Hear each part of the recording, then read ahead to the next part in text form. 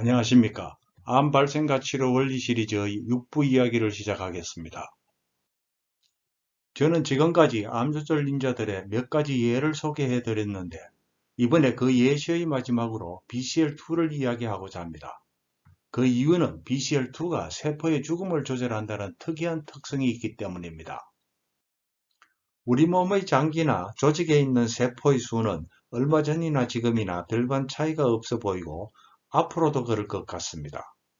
그러나 세포의 수가 같다고 해서 어제의 세포가 오늘의 세포라는 장담은 못합니다. 왜냐하면 세포의 수는 성장과 사멸이라는 매우 다이내믹한 상태로 유지되기 때문입니다. 즉, 우리가 살아가면서 일부 세포는 죽고 또 세포 분절로 그만큼의 세포가 새로 생깁니다. 그 결과 조직의 일부 세포가 새 것으로 바뀌게 됩니다. 이러한 일이 계속 더 일어나면 세포의 수는 원래와 같지만은 그 구성세포는 완전히 교체되어 있습니다. 이것이 우리 몸이 그 모습을 유지하면서 건강한 세포로 계속 교체해 나가는 방식입니다. 그러기 위해서는 세포 성장과 사멸은 매우 정교하게 조절되어져야 합니다. 그런데 이런 조절에 실패한다면 어떻게 될까요? 그 경우는 두 가지로 생각해 볼 수 있습니다. 우선은 세포 성장이 비정상이나 세포 사멸은 정상인 경우가 있고, 또 하나는 그 반대인 세포 성장이 정상이고 사멸이 비정상적인 경우입니다. 이 중 첫 번째 경우부터 살펴보면 세포 사멸은 정상으로 일어나니 일부 세포가 죽어 없어집니다. 그러나 세포 성장이 비정상적으로 촉진되어 있다면 필요 이상의 과다한 세포가 만들어집니다. 이런 일이 반복적으로 이어지면 결국 무한 성장하는 암이 만들어지게 됩니다. 그리고 두 번째 경우에는 세포 성장이 정상이니 정상적인 속도로 세포 분열이 일어납니다. 그러나 세포 사멸이 비정상적으로 억제되어 있다면 죽어 없어지기로 예정된 세포가 그대로 남게 됩니다. 이 역시도 세포 수의 증가로 이어지고, 이런 일이 계속되면 이번에도 무한 성장하는 암이 만들어집니다. 결국 암은 비정상적인 세포 성장의 촉진이나 세포 사멸의 억제로 발생할 수 있습니다. 이번 영상에서는 이 두 번째 경우, 즉 세포 사멸이 어떻게 억제될 수 있는지 살펴보겠습니다. BCL2는 처음으로 확인된 세포 사멸 조절 유전자이며 세포 사멸을 억제합니다. 문제는 BCL2가 혈액암을 비롯하여 많은 암세포에서 그 발현이 비정상적으로 증가되어 있다는 것입니다. 따라서 BCL2를 정상 발현하는 세포에 비해서 과다 발현하는 세포는 생존력 증가로 잘 죽지 않으니 조금 전 말씀드린 이유로 암이 될 수 있습니다. 또 다른 문제는 이렇게 잘 죽지 않아서 암이 된 세포는 항암제나 방사제 같은 항암 치료에도 죽지 않고 저항한다는 것입니다. 결국 BCL2의 과다 발현은 암 발생의 원인이자 치료의 방해 요인이 됩니다. 그렇다면 BCL2는 어떻게 세포 사멸을 억제하고 좀 더 근본적으로 세포 사멸은 어떻게 조절될까요? 그런데 세포 사멸, 즉 세포의 죽음이 조절된다는 사실에 좀 의아함을 느끼는 분들도 있을 것 같습니다. 왜냐하면 물론 그렇지 않은 예외도 있지만 죽음은 원치 않는 사고에 의해서 어쩔 수 없이 맞이하는 수동적인 것이며, 그 원인이 발생한 이상 피할 수 없다는 것이 일반적인 인식이기 때문입니다. 이것은 이미 총에 맞은 사람은 죽음을 피할 수 없다는 것과 일맥상통합니다. 물론 모든 세포 사멸이 조절될 수 있다는 것은 아닙니다. 예를 들어 세포에 강한 염산을 붓는다면 당연히 세포는 죽습니다.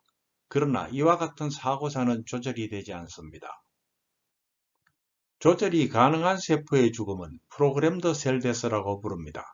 이것은 세포 내부에 죽음의 프로그램이 존재하고 이것을 우리 몸이 원할 때 작동시킨다는 것입니다. 그 방법은 세포에는 죽음의 신호를 받아들이는 안테나, 즉 세포 사멸 수용체가 존재하고 우리 몸이 보내는 죽음의 신호, 즉 세포 사멸 유도인자가 이 수용체에 포착되면 죽음의 신호가 작동되어 세포는 죽는다는 것입니다. 이런 세포 사멸 프로그램은 정상세포뿐만 아니라 암세포도 가지고 있습니다. 또한 암 치료를 위해서 사용하는 항암제나 방사선도 암세포에 있는 죽음의 프로그램을 활성화하여 암세포를 죽입니다.